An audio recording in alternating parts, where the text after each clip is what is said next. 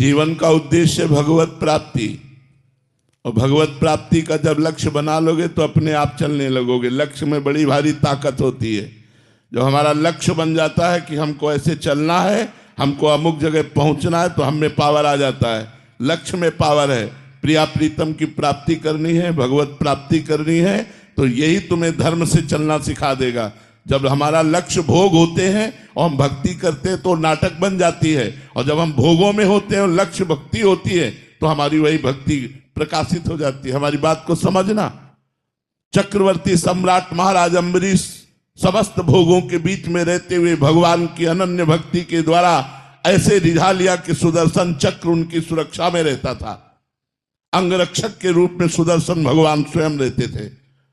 तो जब चक्रवर्ती सम्राट से ऐसी भक्ति हो सकती है, तो आप दो चार परिवार वाले अपने घर में रहकर क्यों भक्ति नहीं कर सकते? भगवान की भक्ति बहुत कृपामयी है। सुख, शांति, आनंद, परमानंद इसी जन्म में भगवत प्राप्ति, ये सब भक्ति के द्वारा हो जाएगा।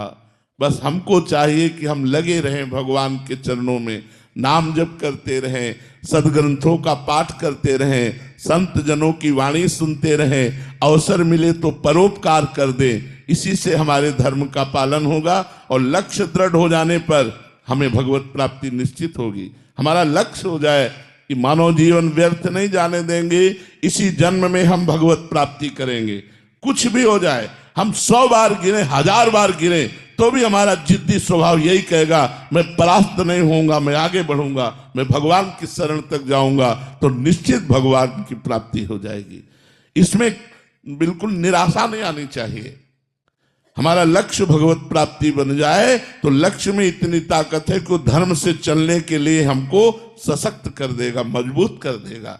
हमारे अंदर वो सब विवेक रूपी शस्त्र आ जाएंगे जिससे हम अधार्मिक प्रवृत्तियों का नाश करके धर्म में चल सके। इसलिए लक्ष्य बनाओ भगवत प्राप्ति। लेकिन भगवत प्राप्ति का लक्ष्य वही बना सकता है जो सत्संग सुनकर अधार्मिक भोगों का त्याग कर रहा है। जो अधार्मिक भोगों को भोगता है वो केवल मनोरंजन में ऐसा बोलता है मैं भगवत प्राप्ति करना चाहता हूं, वो कर ही नहीं सकता, वो अंदर सोच ही नहीं सकता। भोगेश्वर प्रसक्ता नाम तया प्रहृत चेतसाम व्यवसायत्मिका बुद्धि समाधोन विधीयते। भोग और ऐश्वर्य में जिसका चित्त अपहृत हो चुका है वो संकल्प ही नहीं कर पाता कि इस जन्म में मुझे भगवत प्राप्ति करनी है। इसलिए अधार्मिक भोगों का त्याग करके धर्म में विषयों का सेवन करते हुए, भगवान नाम जप करते हुए, सत्संग सुनते हुए हम अपना लक्ष्य दृढ़ करें कि इसी जन्म में मुझे भगवत प्राप्ति करनी है, तो मैं धर्म से चल सकता हूं, क्योंकि भगवत प्राप्ति धर्म से होती है।